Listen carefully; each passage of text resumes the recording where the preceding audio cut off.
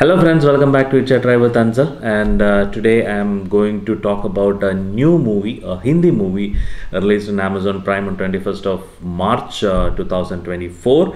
The movie name is Watan Mere Watan, directed by Kannan Iyer, and it is written by Darab Faruqi along with Kannan Iyer, and produced by Karan Johar. And the main lead in the movie is done by Sara Ali Khan. So let's go straight into the video. Before going straight into the review about the movie, let me give a brief idea about what this movie is actually about.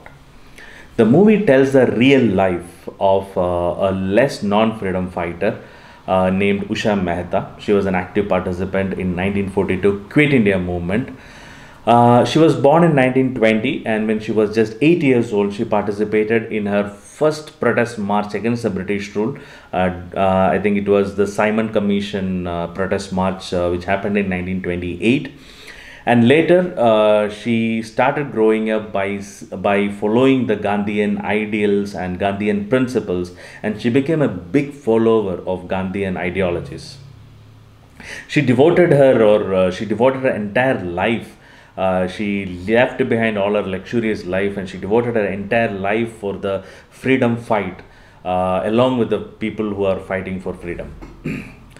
In 1942, when she was just 22 years old, she started actively participating in the Quit India movement.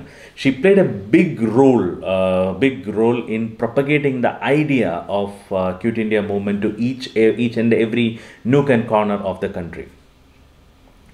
She and her friends, I think when the Quit India movement was announced by Gandhiji and the Congress leaders, most of the leaders along with Gandhiji got arrested by the Britishers, and they started giving manipulated information in the news channels, in the radio to be precise. I think that period radio was the most common source of news among the people.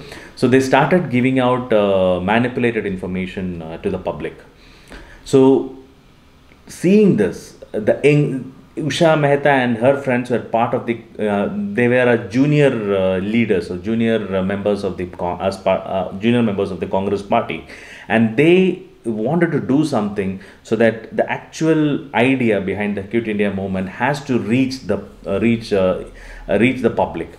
So they started a secret radio service called as Congress Radio, and which which they were able to broadcast the speeches of Gandhiji and Dr. Ram Manohar Lohia and everyone to each and every corner of the country for around 3 to 4 months from that time. Later, I think Britishers has tracked them down, and they arrested Usha Mehta and her friends, and she was imprisoned for nearly 4 years. She was in jail for nearly 4 years, and later she got released. And then the rest, we got freedom afterwards, and all those things happened. But she has never been part of the politics because of her health conditions and all. And in 1998, India government awarded her with the Padma Vibhushan. It's one of the biggest awards a person can get in our country.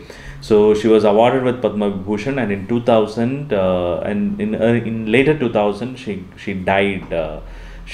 So this is the life of a less non-freedom fighter named Usha Mehta. Even I never knew about her until I watched the movie. The real life story of Usha Mehta had a very good content to make it as a movie. Anyone who hears the story will imagine this as a movie which can be made as a very thrilling movie with a very good content. It has everything that make you feel patriotic, and make you feel that the struggle which people have gone through during that period. But unfortunately, Kannan Iyer, he tried to make a good movie out of it, but unfortunately he has completely failed in it. From the beginning, I never felt any feeling when I was watching the movie. It was just like he was just placing some shots here and there. It just going from one scene to another one. It doesn't have any impact on the people who are watching it. There are a lot of scenes which they show a lot of patriotism, lot of a lot of things they're showing it. And even I think the movie started by showing the 1942 period, but I cannot even imagine. I can, by looking at the scenes or by looking at how it is visualized, I never feel it is taken in 1942. I don't know, maybe it is because of the artists who are part of that scene, or maybe the looks of the people who are part of that scene. I'm not feeling it. Maybe they have done some color grading, but other than that, I don't see there is something which can make me feel that okay, that is a 1942 period.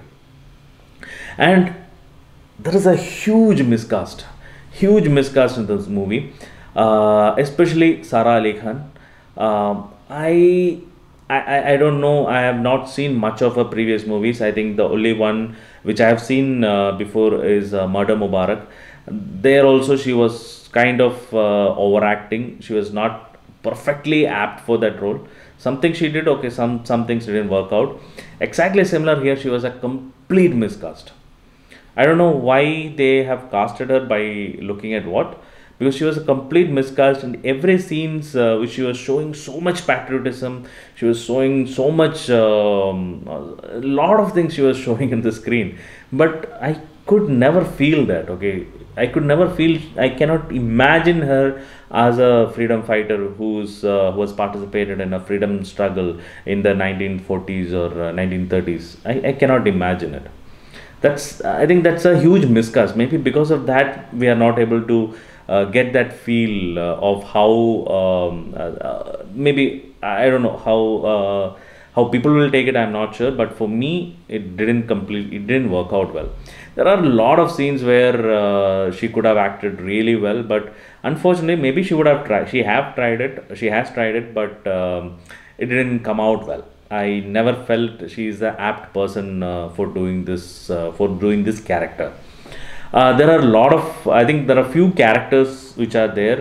Imran Hashmi has done an extended cameo role in this movie as Dr. Ram Manohar Lohia. On the scenes which was there for him, he did his part pretty well, because there is nothing for him to perform. He just comes and goes out. That's it. So there is nothing more he can do. Along with that, I think two of her friends were there. I think the other guy, one guy, I forgot his name. I think he is. Let me check it. I think, yeah, Sparsh Srivastav,